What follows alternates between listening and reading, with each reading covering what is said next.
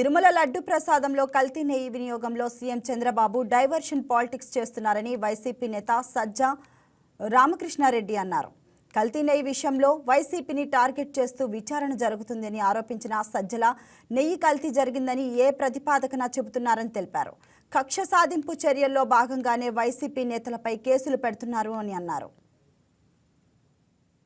ప్రాసెస్లో ఆ రోజు ఆయన జంతువులు కోరినప్పుడు ఎట్లా హర్ట్ చేస్తూ వచ్చాడో ఈ రోజు కూడా ఇంకా దాన్ని పెంచుతూ పర్పెచ్యుయేట్ చేస్తూ వచ్చినాడు. For the narrow reason political వెండేటాతో వైఎస్ఆర్సీపీని ఇరికించడానికి, ఫర్ ది నారో రీజన్ ఒక తనకు చెప్పడానికి 18 నెలల కాలంలో నేను పాలన చేశాను చెప్పుకోవడానికి కానీ చెప్పడానికి కానీ ఒక ఘనకార్యం కానీ ఒక మంచి స్కీమ్ కానీ ఏది లేకపోవడం, ప్లస్ చెప్పినవన్నీ ఇచ్చిన అబద్ధ హామీలన్నీ గాలిలో తుంగలో తొక్కేసి ఆ రోజే మోసం చేయడం, వీటి నుంచి తప్పించుకోవడానికి ఈ వైపు టార్గెట్ వైఎస్ఆర్సీపీ.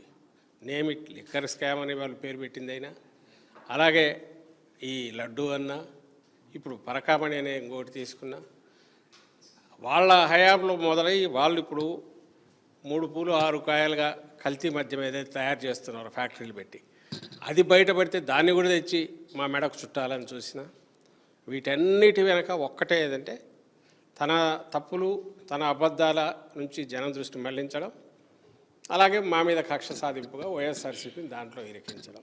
దీనికి బేసు ఒక్కటే ఆయన కనుక్కున్నది ఏదంటే కన్ఫెషను, కాన్స్పిరసీ.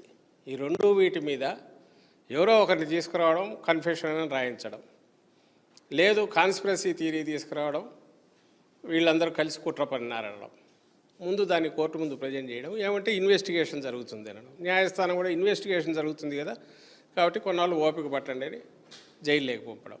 సో ఆయన ఒక దెబ్బకు 2 పిట్టలన్నట్టు తను మా మీద కక్ష సాధింపు తీర్చుకుంటున్నారు, ఇంకోవైపు తన మోసాలు అబద్ధాలు చెప్పినవి వాటిని కప్పిపుచ్చుకోవడానికి ప్రయత్నం చేస్తున్నారు, ఇంకోటి ప్రజల్లో విష ప్రచారము అవి బాగా విపరీతంగా చేస్తున్నారు. అందులో భాగంగానే లడ్డూది కూడా జరుగుతుంది. దీనికి సంబంధించి ఇప్పుడు ఆయన పెట్టుకున్న లాయర్ ఎవరైతే ఢిల్లీ లాయర్ ఉన్నాడో, చంద్రబాబు కేసు ఆ రోజు వాదించిన లాయరే ఈరోజు ఆయనకు వేరే అసైన్మెంటే లేదు. పెట్టిన కేసులన్నీ వైఎస్ఆర్సీపీ మీద పెట్టినవి.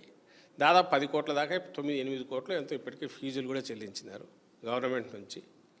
ఆయన వేరే వాటికి ఏదైనా కన్స్ట్రక్ట్ పెట్టుకున్నా దీనికి మాత్రం ఉంటుంది, వాటికి చెల్లిస్తున్నాడు. నేను చెప్పిన టార్గెట్ పెట్టుకొని ఆ టార్గెట్కి తగినట్టు కథ అల్లుతున్నాడు.